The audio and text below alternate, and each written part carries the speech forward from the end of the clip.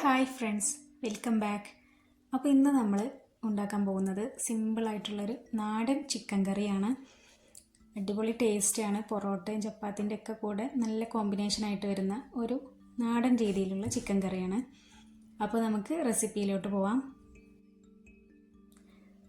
നമ്മുടെ മൺചട്ടിയിൽ തന്നെ ഉണ്ടാക്കുമ്പോൾ ഒരു പ്രത്യേക ടേസ്റ്റ് അല്ലേ. ആദ്യം തന്നെ സവാള ഉപ്പ് ചേർത്ത് നന്നായിട്ട് വഴറ്റിയെടുക്കുക. മൂടി വെച്ച് നന്നായിട്ട് വഴറ്റിയെടുക്കുക. അതിലേക്ക് ഒരു തക്കാളി ചെറുതായി കഷ്ണങ്ങളാക്കിയത് ചേർത്ത് കൊടുക്കുക. രണ്ടും കൂടി മിക്സാക്കി നന്നായി വഴണ്ടി വരുന്നത് വരെ ഒന്നുകൂടെ അടച്ചു വെച്ച് വഴറ്റിയെടുക്കുക.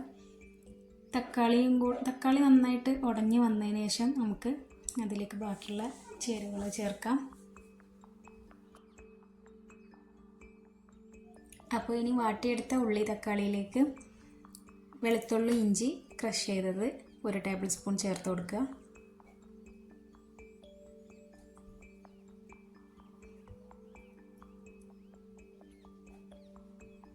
നന്നായി മിക്സാക്കിയതിന് ശേഷം 1/2 ടീസ്പൂൺ മഞ്ഞൾപ്പൊടി, 1 ടീസ്പൂൺ മുളക് പൊടി, 2 ടീസ്പൂൺ മല്ലിപ്പൊടി ചേർത്ത് കൊടുക്കുക.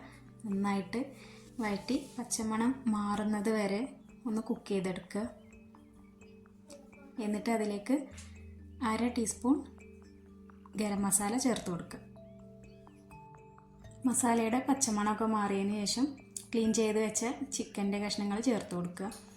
എന്നിട്ട് നന്നായി മിക്സാക്കി മൂടി വെച്ച് വെള്ളമൊന്നും ചേർക്കേണ്ട ആവശ്യമില്ല കേട്ടോ, അല്ലാതെ തന്നെ ചിക്കനിൽ നിന്ന് വെള്ളം ഇറങ്ങി വരും. എന്നിട്ട് മൂടി വെച്ച് 15 മിനിറ്റ് തുറക്കാതെ മൂടി വെച്ച് കുക്ക് ചെയ്യുക.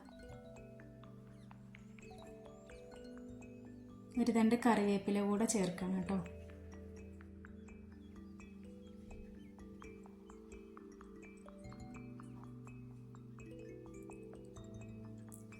പതിനഞ്ച് മിനിറ്റിന് ശേഷം തുറക്കുമ്പോൾ ചിക്കനിൽ നിന്ന് ഇറങ്ങി വന്ന വെള്ളമാണ് ഇത് കേട്ടോ. വെള്ളം എക്സ്ട്രാ ചേർക്കേണ്ട ആവശ്യമില്ല.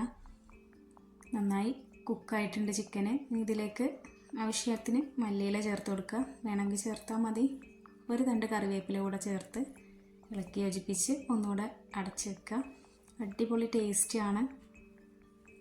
എല്ലാവരും ഒന്ന് ട്രൈ ചെയ്യുക കേട്ടോ. ഭയങ്കര ടേസ്റ്റ് തന്നെയാണ്. നമ്മുടെ ബ്രേക്ക്ഫാസ്റ്റിനായാലും ഇനിയിപ്പോൾ ചോറിൻ്റെ കൂടെ ആയാലും ഒക്കെ നല്ല കോമ്പിനേഷനാണ്. അപ്പോൾ ഇവിടെ നമ്മുടെ പൊറോട്ട റെഡി ആയിട്ടുണ്ട്.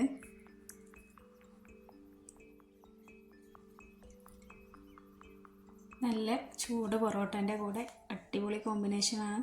നോമ്പിനൊക്കെ പ്രത്യേകിച്ച് നമുക്ക് ഇഷ്ടപ്പെടുന്നൊരു വിഭവം കൂടിയാണല്ലോ. അപ്പോൾ എല്ലാവരും ഒന്ന് ട്രൈ ചെയ്യുക, ഫീഡ്ബാക്ക് അറിയിക്കുക.